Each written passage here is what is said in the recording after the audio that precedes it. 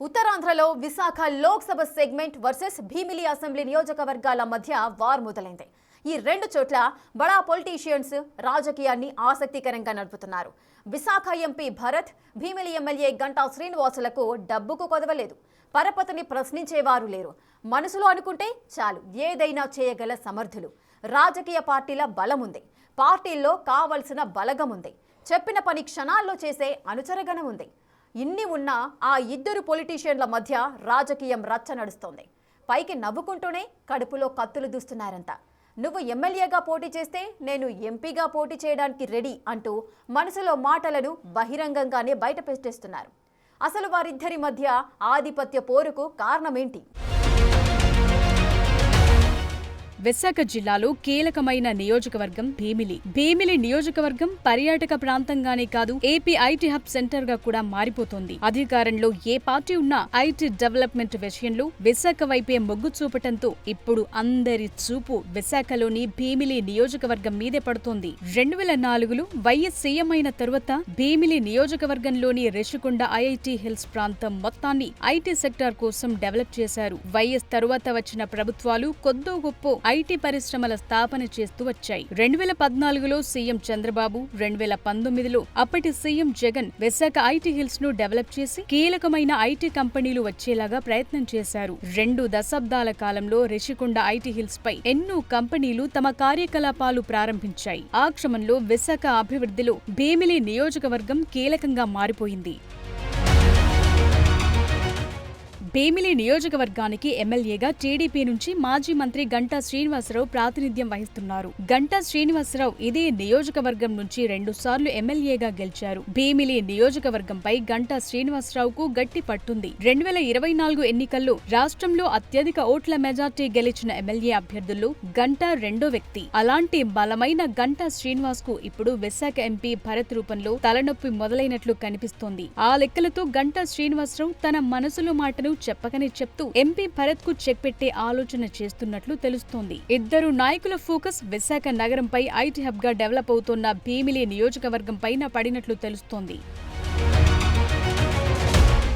భీమిలి నియోజకవర్గంలో IT sector development కు సంబంధించిన ప్రతిపాదనలు, భూముల గుర్తింపు, ఇన్ఫ్రాస్ట్రక్చర్ డెవలప్మెంట్, ఐటీ కంపెనీల శంకుస్థాపనలు ఇలా ప్రతి నెల ఏదో ఒకటి జరుగుతుండటంతో భీమిలి ఎమ్మెల్యే గంటా శ్రీనివాస్ కు విశాఖ ఎంపీ భరత్ కు మధ్య రాజకీయ రచ్చ మొదలైనట్లు కనిపిస్తోంది. భీమిలి నియోజకవర్గంలో జరుగుతున్న ప్రతి అభివృద్ధి కార్యక్రమంపై, ముఖ్యంగా ఐటీ సెక్టార్ కు సంబంధించి సంస్థల ఏర్పాటులో తన మార్కు చూపించేలా ఎంపీ భరత్ పనిచేస్తూ దూసుకుపోతున్నారు. భీమిలి నియోజకవర్గంలో జరుగుతున్న ఐటీ డెవలప్మెంట్ మొత్తం కేంద్రంతో మాట్లాడి రాష్ట్ర ప్రభుత్వ ఆలోచనతో తన విజయంగా ఎంపీ భరత్ మార్చుకునే ప్రయత్నం చేస్తున్నారని చర్చ నడుస్తోంది. దీంతో ఇద్దరు నాయకులు కడుపులో కత్తులు దూసుకుంటూ పైకి మాత్రం నవ్వుతూ మాట్లాడుకునే ప్రయత్నం చేస్తున్నారట. గడచిన 18 నెలలుగా భీమిలి నియోజకవర్గంలోని ఐటీ పరిశ్రమకు సంబంధించి అనేక కంపెనీల ప్రారంభోత్సవాలు, శంకుస్థాపనలు జరగడంతో పాటు కీలకమైన గూగుల్ డేటా సెంటర్ కూడా ఏర్పాటు చేస్తున్న నేపథ్యంలో సీఎం చంద్రబాబు, ఐటీ శాఖ మంత్రి నారా లోకేష్ ల తరువాత విశాఖ ఎంపీ భరత్ తన మార్కును చూపించడానికి ప్రతి కార్యక్రమంలోనూ తానే ముందుండి నడిపిస్తున్నారు. భీమిలి నియోజకవర్గం ఎమ్మెల్యేగా ఉన్న మాజీ మంత్రి గంటా శ్రీనివాస్ కు నియోజకవర్గ ఎమ్మెల్యేగా ప్రాధాన్యత దక్కుతుంది, కానీ క్రెడిట్ మొత్తం ఎంపీ భరత్ ఖాతాలోకే వెళ్లిపోతుండటంతో గంటా శ్రీనివాసరావు కుతకుతలాడిపోతున్నారట. విశాఖ ఎంపీ భరత్ స్వయంగా నందమూరి బాలకృష్ణకు చిన్నల్లుడు. ఆయన సీఎం చంద్రబాబు సొంత బంధువు కావటం, మంత్రి నారా లోకేష్ స్వయాన తోడల్లుడు కావటంతో విశాఖ జిల్లాకు అనధికారిక మంత్రిగా వ్యవహరిస్తున్నారు. రాష్ట్రంలో అన్ని జిల్లాలకు దాదాపు మంత్రి పదవులు ఉన్నా ఏపీ ఆర్థిక రాజధానిగా ఉన్న విశాఖకు మాత్రం మంత్రి పదవి లేకపోవటం వెనుక ఎంపీ భరత్ కారణం అనే ప్రచారం కూడా ఉంది. విశాఖ నగరానికి ఎంపీ భరత్ కీలకమైన వ్యక్తిగా వ్యవహరించాలని ఆలోచనతో విశాఖ జిల్లాకు టీడీపీ మంత్రిని లేకుండా చేసిందని ఒక వర్గం అంటోంది. మరోపక్క మాజీ మంత్రి భీమిలి ఎమ్మెల్యే గంటా శ్రీనివాసరావు కూడా కూటమి ప్రభుత్వంలో కీలకమైన వ్యక్తిగా ఉన్నారు. చంద్రబాబుకు అత్యంత నమ్మకమైన మంత్రి నారాయణకు గంటా వియ్యంకుడు. ఆ క్రమంలో గంటా శ్రీనివాసరావు కూడా తన ఆధిపత్యాన్ని చెలాయించే ప్రయత్నం చేస్తున్నారని ప్రచారం ఉంది. దానికి తోడు గంటా శ్రీనివాస్ కూడా గత 25 ఏళ్లుగా విశాఖ రాజకీయాల్లో తనకంటూ ఓ మార్క్ ని సెట్ చేసుకుని సీనియర్ గా చెలామణి అవుతున్నారు. దీంతో సీనియర్, జూనియర్ అనే రాజకీయ చర్చ కూడా నడుస్తోంది.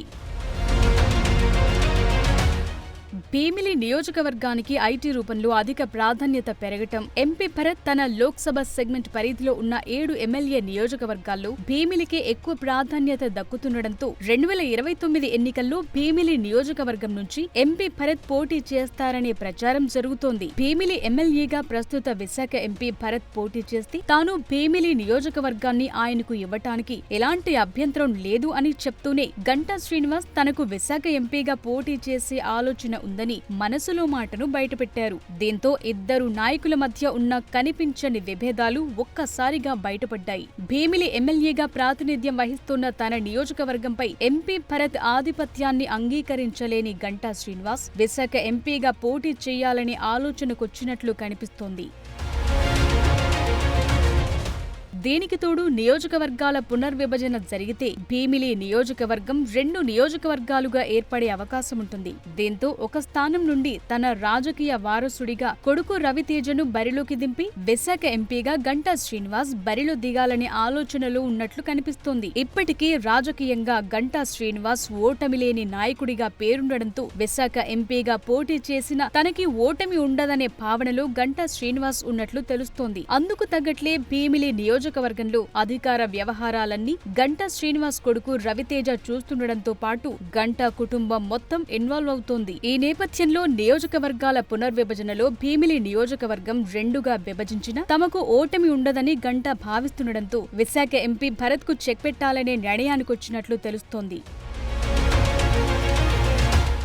విశాఖ జిల్లాకు మంత్రి పదవి లేకపోవటం, మంత్రి పదవి ఆశించిన గాజువాక ఎమ్మెల్యే అధ్యక్షుడు పల్లా శ్రీనివాస్ టీడీపీ రాష్ట్ర అధ్యక్షుడిగా కొనసాగుతుండటంతో జిల్లాలో ఉన్న సీనియర్ నాయకుడిగా గంటా శ్రీనివాస్ మంత్రి పదవి ఆశిస్తున్నారు. విశాఖ ఎంపీగా భరత్ కొనసాగుతున్నంత కాలం టీడీపీ ప్రభుత్వంలో తనకు మంత్రి పదవి వచ్చే అవకాశం లేకపోవడంతో కొడుకును ఎమ్మెల్యే చేసి తాను ఎంపీగా బరిలోకి దిగటానికి గంటా స్కెచ్ గీస్తున్నారట. భరత్ కూడా పైకి ఎమ్మెల్యేగా పోటీ చేయాలనే ఆలోచన లేదని చెప్తున్నా ఓ పక్క తోడల్లుడు నారా లోకేష్ మంత్రిగా వ్యవహారాలు చక్కబెడుతూ రాష్ట్రమంతా తిరుగుతోన్న నేపథ్యంలో ఆయన కూడా అత్యంత కీలకమైన భీమిలి నియోజకవర్గం నుండి ఎమ్మెల్యేగా పోటీ చేసి గెలిచి రానున్న ఎన్నికల్లో టీడీపీ అధికారం చేపడితే మంత్రి పదవి చేపట్టొచ్చు అని భావిస్తున్నట్లు జోరుగా ప్రచారం జరుగుతోంది. ఏది ఏమైనా విశాఖ ఎంపీ భరత్, భీమిలి ఎమ్మెల్యే గంటా శ్రీనివాసరావులు పైకి కనిపించకుండా రాజకీయ చదరంగంలో ఎవరి ఆట వాళ్లాడుతూ పైకి మాత్రం అందరూ కలిసి ఉన్నట్లు కలరింగ్ ఇస్తున్నారని